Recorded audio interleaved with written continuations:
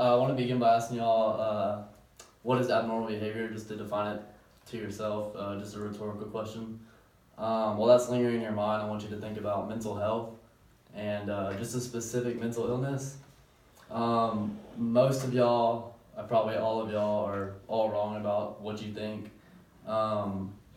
As humans, collectively, we don't research things, we just accept or dismiss, dismissal. So let's say you see an article on the internet that says eating chocolate will make you live to your 80 years old guaranteed. Dismissal being that's a bunch of nonsense. We just click off the article and we just leave and never go back to it. Acceptance being we go to the store, buy chocolate, eat it, and then we expect to live till we're 80. Typically, we don't research things. The same thing follows with mental health. I've always had a fascination with psychology and how a human's emotions and moods work. So today I just want to tell y'all about how different movies and different films in the media portrays mental illnesses and what that does to us as a viewer. My ultimate goal today is basically just to change your perception on mental health. Just having a basic understanding, because you can never really know what's going on in a person's life fully. Like, everybody goes through everything, but having a basic understanding and having knowledge on the subject can go a long way for somebody. So basically some myths. Dr. Drew Curtis, he's a psychology professor here on campus. He lists in his book, Abnormal Psychology Myths of Crazy, just a couple of myths, such as people with schizophrenia have multiple personalities. They're dangerous.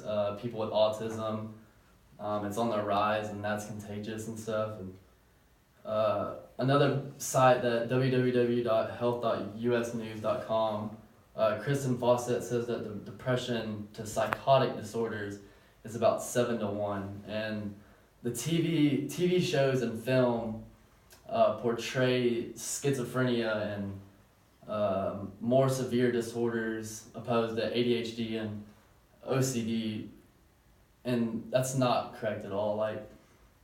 They're more rare, so you're not going to be able to view those as often. With movies and everything, it's just obviously it's solely on entertainment purposes for the most part, but with the people suffering with those mental illnesses, it can really be dermining for them. So just some films. Jay Bull from www.rtor.org lists just a couple of movies such as Total Recall. Arnold Schwarzenegger's character goes in for a pleasant memory implant so he can remember his pleasant memories in the past, but something goes wrong and he just gets enraged and develops combat skills and all this crazy stuff. And the doctors refer to this as schizoembolism. Well, an embolism is like a blood vessel that gets blocked in the brain, but there's no schizo part of the brain, so this is completely false. Also, they use the prefix schizo, and in the movie they have that as multiple personalities, which I've already discussed is completely wrong.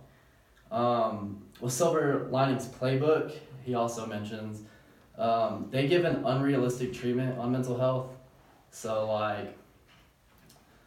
they get the two main characters are suffering from mental illnesses, and then they get in a relationship, and then all their mental problems and everything that's going on is just completely erased. And so as y'all view different films and look at different types of media, pay attention to see if it's actually entertainment or if it's factual. So after viewing these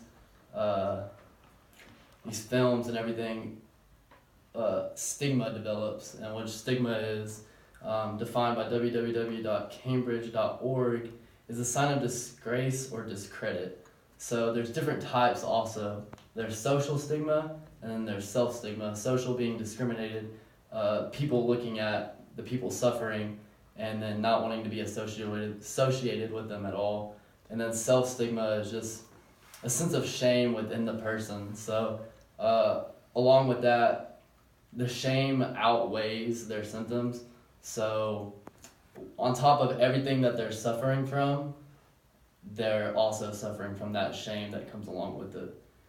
The consequences that come with this is both parties suffered, both parties being family and friends and the person actually suffering, but it's more so focused on the people that are suffering with these mental illnesses, such as not being accepted, being unpredictable, viewed as unpredictable, and then they're supposedly supposed to be responsible for their actions when they really can't be. So this brings me to my final point, and probably my most important point, is overcoming that stigma and eliminating that stigma. Laura Grindstein from www.nami.org suggests a program called Stigma Free, and it just gives different approaches on eliminating this stigma. And so it gives one as open conversation. So the more and more you talk about it, and the more, so for example, she gives cancer. Cancer was like taboo to talk about. Nobody ever talked about it, and then when they started talking about it, more and more and more, it became normalized. And so once you talk about something more and more and more, the more normal it becomes, basically. Two, she says respectful language, and that's just basically, don't call yourself OCD if you like being organized, or don't call yourself you have ADHD because you tap your foot a lot, or because you can't stay still, or anything like that. It really undermines the people that are actually suffering with those mental illnesses. And then three is just be supportive. There's not much to elaborate on that. Some kind words can really go a long way for some people. So basically that's it. I mean, I've discussed the myths that get displayed by films, the stigma that gets developed, and how we can overcome all of that. Like I said, psychology has always been a huge interest of mine. It's always been a huge deal. I've always wanted to learn about emotions and everything. And so I really hope that I accomplished my goal today to change y'all's perception about how mental health is actually viewed. And now you know it's not y'all's fault at all, actually. It's the media's.